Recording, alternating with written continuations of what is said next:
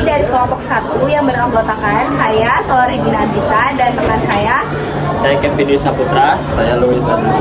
Saya Arla Davila. Saya Siti Sabira. Saya Lutfi Sajara.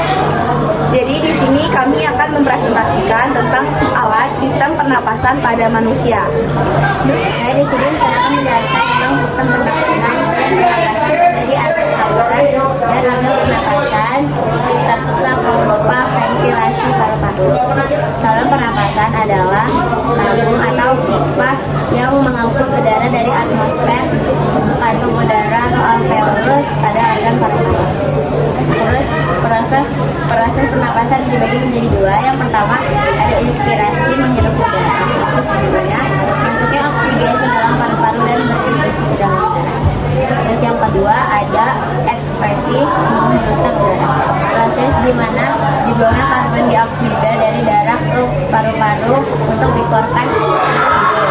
Terus ada pun saluran dan organ pernapasan meliputi hidung, faring, laring, trakea, bronkus, bronkiolus, dan alveolus. Jadi di sini saya akan menjelaskan tentang fungsi hidung.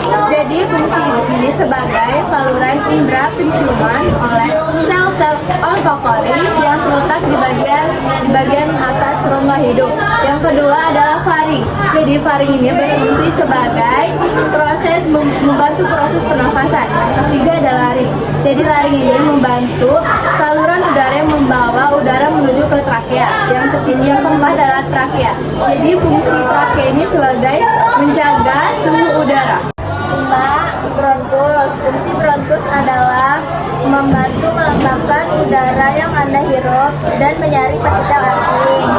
6. Bronkiolus. Fungsi bronkiolus membantu distribusi udara di paru-paru. Dan yang terakhir yaitu alveolus, tempat pertukaran oksigen dan mengeluarkan karbon dioksida. Jadi di sini saya akan menjelaskan tentang sistem pernapasan pada organ manusia. Yang pertama yaitu udara dari atmosfer masuk ke hidung. Kemudian di hidung akan disaring debu dan kotorannya oleh rambut-rambut halus. Setelah dari hidung, udara akan masuk ke faring. Di faring juga terdapat rambut-rambut halus yang bernama cilia yang berfungsi untuk menyaring udara. Setelah dari faring, udara kemudian menuju ke laring. Di laring berfungsi juga untuk memproduksi suara.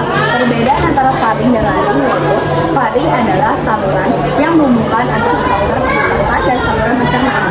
Sedangkan di laring yaitu adalah saluran yang menghubungkan antara faring dan trakea. Setelah dari faring dan laring, udara akan menuju ke trakea. Setelah dari trakea, udara akan menuju ke bronkus, kemudian di bronkiolus.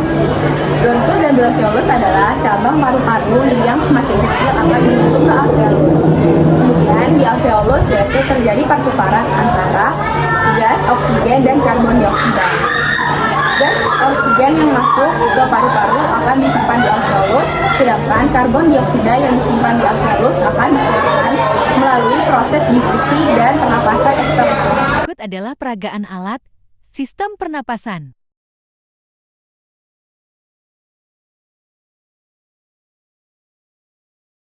Sekian presentasi dari kami. Maaf jika ada salah kata ataupun kata yang kurang berkenan. Kami akhiri. Wassalamualaikum.